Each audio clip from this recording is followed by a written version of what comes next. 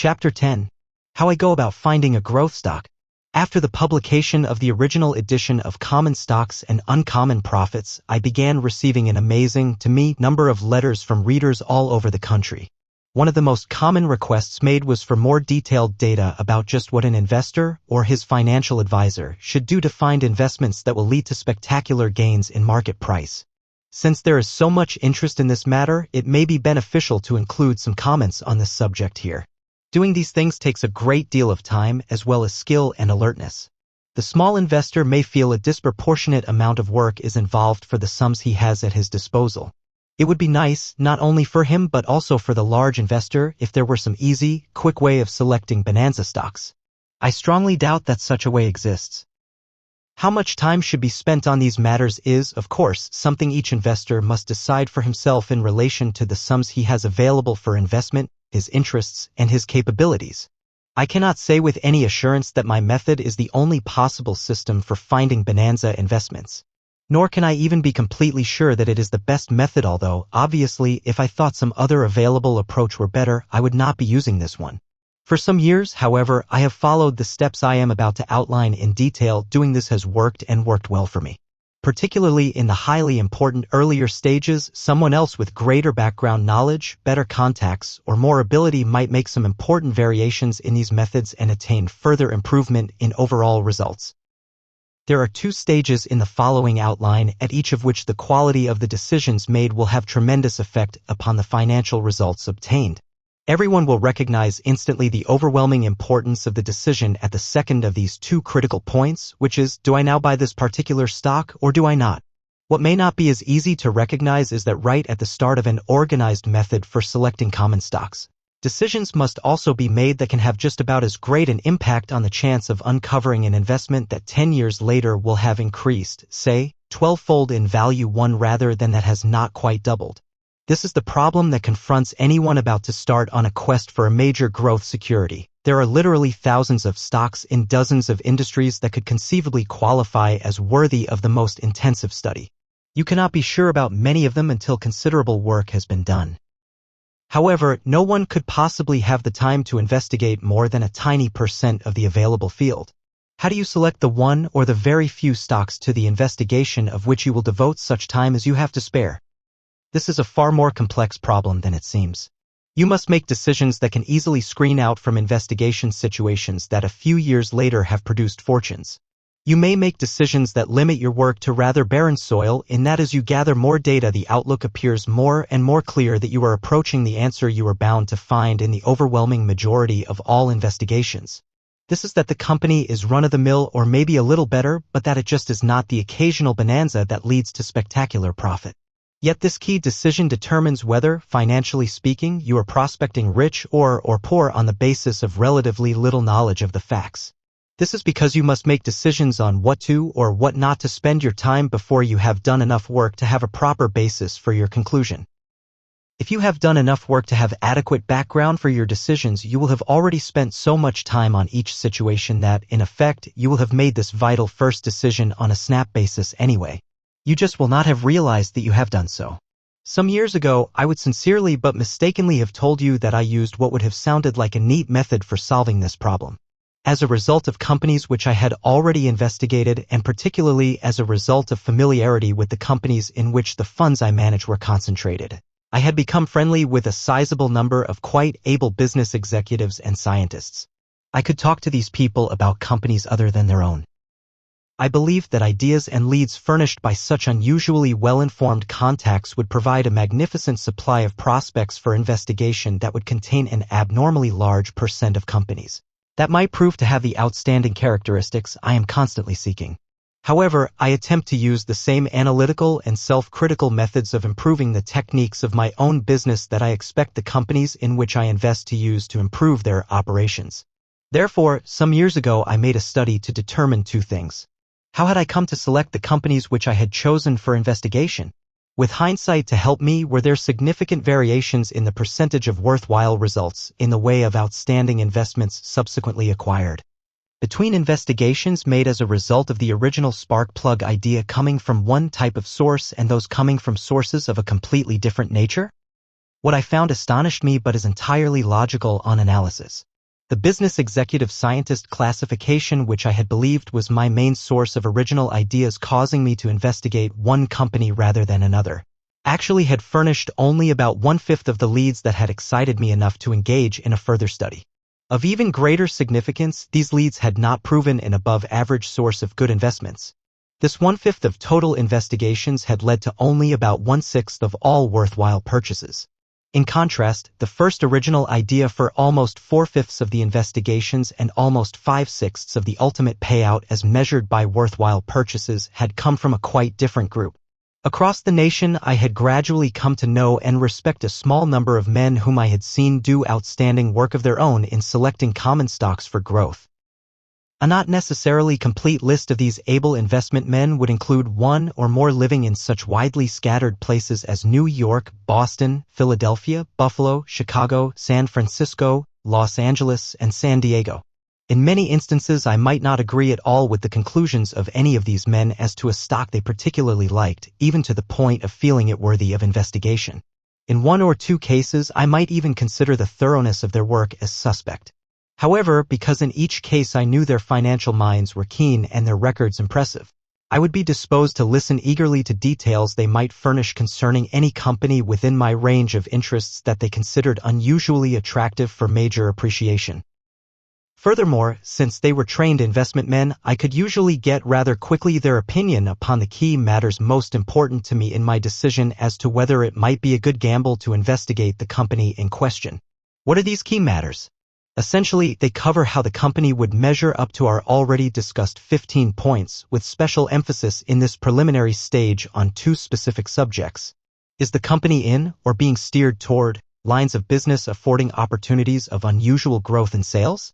Are these lines where, as the industry grows, it would be relatively simple for newcomers to start up and displace the leading units? If the nature of the business is such that there is little way of preventing newcomers from entering the field, the investment value of such growth as occurs may prove rather slight. How about using investment men of fewer accomplishments or less ability as a source of original leads on what to investigate? If I did not feel that better men were available, I doubtless would use them somewhat more than I do. I always try to find the time at least to listen once to any investment man, if only to be on the alert for keen younger men coming up in the business and to be sure I am not overlooking one. However, the competition for time is terrific. As I downgrade either a financial man's investment judgment or his reliability as to facts presented, I find my tendency to spend time investigating the company he presents decreasing even more than proportionally. How about selecting original leads for investigation from the ideas in printed material? Occasionally, I have been influenced by the special reports issued by the most reliable brokerage houses when these reports are not for widespread distribution but solely to a few selected people. However, on the whole, I would feel the typical public printed brokerage bulletin available to everyone is not a fertile source. There is too much danger of inaccuracies in them. More important, most only repeat what is already common knowledge in the financial community. Similarly, I will occasionally get a worthwhile idea from the best of the trade and financial periodicals, which I find quite helpful for completely different purposes. But because I believe they have certain inherent limitations on what they can print about many of the matters of greatest interest to me, I do not find them a rich source of new ideas on the best companies to investigate. There is another possible source of worthwhile original leads which others with better technical backgrounds or greater ability might be able to employ profitably, although I have not successfully done so. This source is the major consulting research laboratories such as Arthur D. Little, Stanford Research Institute, or Battelle. I have found that personnel of these organizations have great understanding of just the business and technical developments from which worthwhile original investment ideas should come. However, I have found the usefulness of this group largely blocked by their tendency, which is entirely praiseworthy, to be unwilling to discuss most of what they know because it might violate the confidence of the client companies for which they have worked. If someone smarter than I am could find a way without injury to these client companies of unlocking the mine of investment information I suspect these organizations possess, he might well have found a means of importantly improving on my methods regarding this particular step in the quest for growth stocks. So much for step 1. On the basis of a few hours conversation, usually with an outstanding investment man, occasionally with a business executive or scientist, I have made a decision that a particular company might be exciting. I will start my investigation. What do I do next? There are 3 things I emphatically do not do. I do not, for reasons that I think will soon become clear, approach anyone in the management at this stage. I do not spend hours and hours going over old annual reports and making minute studies of minor year-by-year changes in the balance sheet. I do not ask every stockbroker I know what he thinks of the stock. I will, however, glance over the balance sheet to determine the general nature of the capitalization and financial position. If there is an SEC prospectus, I will read with care those parts covering breakdown of total sales by product lines, competition, degree of officer, or other major ownership of common stock. This can also usually be obtained from the proxy statement. And all earnings statement figures throwing light on depreciation and depletion, if any, profit margins, extent of research activity, and abnormal or non-recurring costs in prior years' operations. Now I am ready really to go to work. I will use the scuttlebutt method I have already described just as much as I possibly can. Here, rather than as a source of original ideas for investment, is where the people I have come to know in the business executive scientist group can be of inestimable value. I will try to see or reach on the telephone every key customer, supplier, competitor, ex-employee, or scientist in a related field that I know or whom I can approach through mutual friends. However, suppose I still do not know enough people or do not have a friend of a friend who knows enough of the people who can supply me with the required background. What do I do then? Frankly, if I am not even close to getting much of the information I need, I will give up the investigation and go on to something else. To make big money on investments, it is unnecessary to get some answer to every investment that might be considered. What is necessary is to get the right answer a large proportion of the very small number of times actual purchases are made. For this reason, if way too little background is forthcoming and the prospects for a great deal more are bleak, I believe the intelligent thing to do is to put the matter aside and go on to something else. However, suppose quite a bit of background has become available. You have called on everyone you know or can readily approach, but have spotted 1 or 2 people who you believe could do much to complete your picture if they would talk freely to you. I would not just walk in on them off the street. Most people, interested as they may be in the industry in which they are engaged, are not inclined to tell to total strangers what they really think about the strong and weak points of a customer, a competitor, or a supplier. I would find out the commercial bank of the people I want to meet. If in matters of this sort you approach a commercial bank that knows you, tell them frankly whom you want to meet and exactly why. It is surprising how obliging most commercial bankers will be in trying to help you, provided you do not bother them too often. It is possibly even more surprising how helpful most businessmen will try to be if you are introduced to them by their regular bankers. Of course, this help will only be forthcoming if the bankers in question have no doubt whatsoever that the information you are seeking is solely for background purposes in determining whether to make an investment, and that under no circumstance would you ever embarrass anyone by quoting the source of any derogatory information. If you follow these rules, banking help can, at times, help complete the stage of an investigation that otherwise might never be complete enough to be of any value. It is only after Scuttlebutt has obtained for you a large part of the data that in our chapter on the 15 points I indicated can best be obtained from such sources that you should be ready to take the next step and think about approaching the management. I think it rather important that investors thoroughly understand why this is so.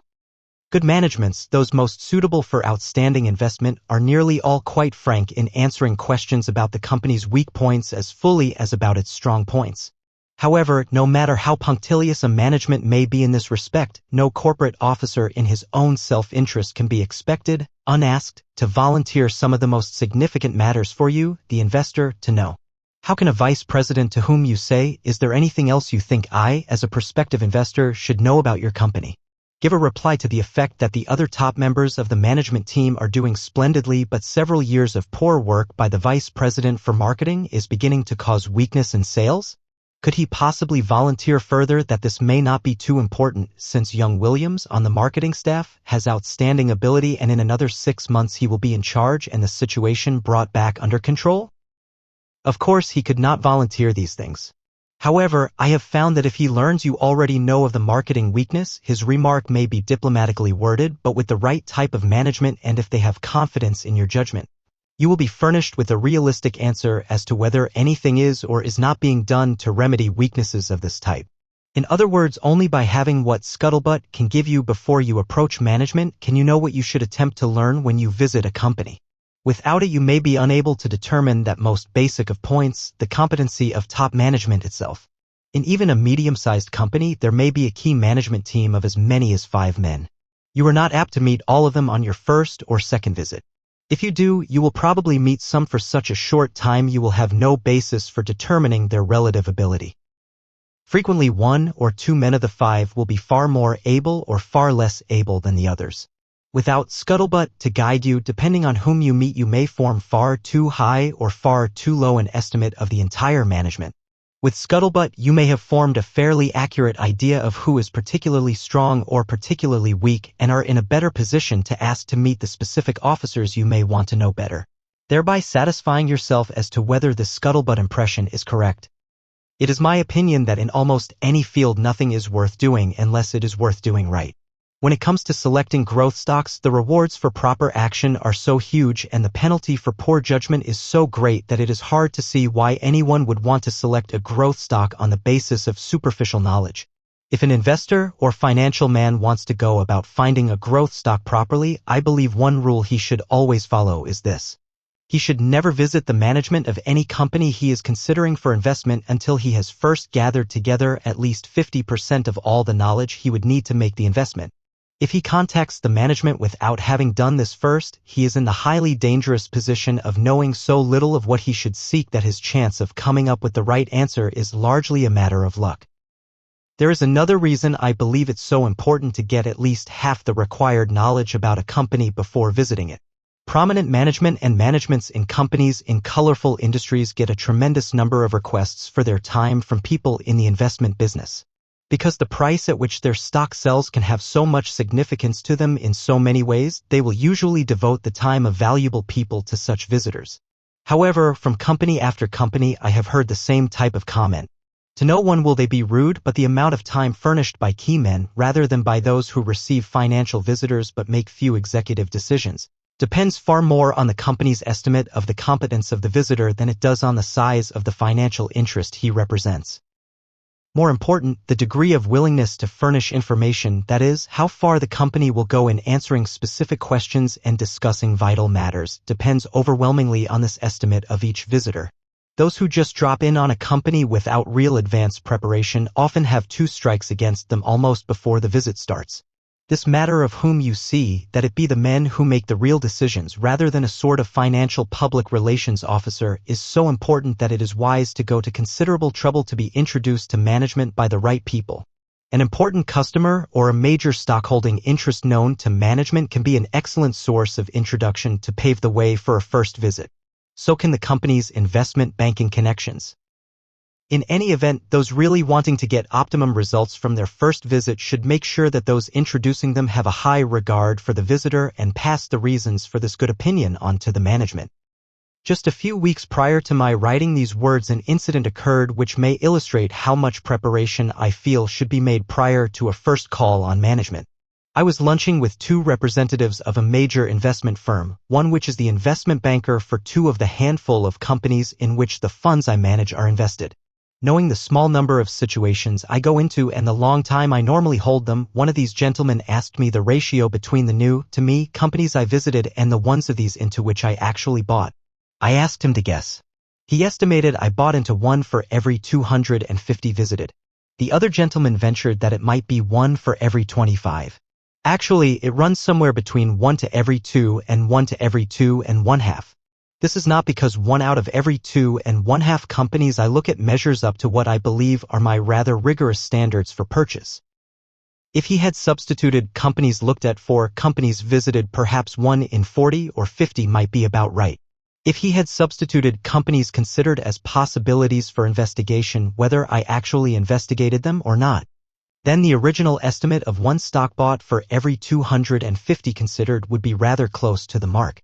What he had overlooked was that I believe it so impossible to get much benefit from a plant visit until a great deal of pertinent scuttlebutt work has been done first, and that I have found that scuttlebutt so many times furnishes an accurate forecast of how well a company will measure up to my 15 points, that usually by the time I am ready to visit the management there will be at least a fair chance that I will want to buy into the company.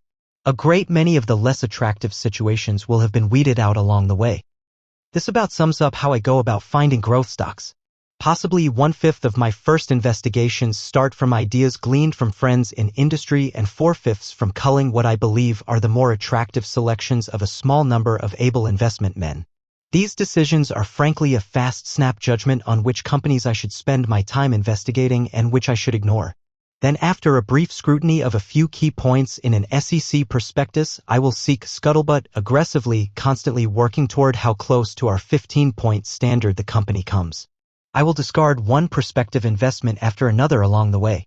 Some because the evidence piles up that they are just run-of-the-mill. Others because I cannot get enough evidence to be reasonably sure one way or the other. Only in the occasional case when I have a great amount of favorable data do I then go to the final step of contacting the management. Then if after meeting with management I find my prior hopes pretty well confirmed and some of my previous fears eased by answers that to me make sense, at last I am ready to feel I may be rewarded for all my efforts. Because I have heard them so many times, I know the objections a few of you will make to this approach. How can anyone be expected to spend this amount of time finding just one investment? Why are not the answers already neatly worked out for me by the first person in the investment business to whom I ask what I should buy? I would ask those with this reaction to look at the world around them. In what other line of activity could you put $10,000 in 1 year and 10 years later with only occasional checking in the meantime to be sure management continues of high caliber? Be able to have an asset worth from $40,000 to $150,000. This is the kind of reward gained from selecting growth stocks successfully. Is it either logical or reasonable that anyone could do this with an effort no harder than reading a few simply worded brokers' free circulars in the comfort of an armchair one evening a week? Does it make sense that anyone should be able to pick up this type of profit by paying the first investment man he sees a commission of $135, which is the New York Stock Exchange charge for buying 500 shares of stock at $20 per share? So far as I know, no other fields of endeavor offer these huge rewards this easily. Similarly, they cannot be made in the stock market unless you or your investment advisor utilize the same traits that will bring large rewards in any other field of activity. These are great effort combined with ability and enriched by both judgment and vision. If these attributes are employed and something fairly close to the rules laid down in this chapter are used to find companies measuring well on our 15-point standard but not yet enjoying as much status in the financial community as such an appraisal would warrant, the record is crystal clear that fortune-producing growth stocks can be found. However, they cannot be found without hard work and they cannot be found every day.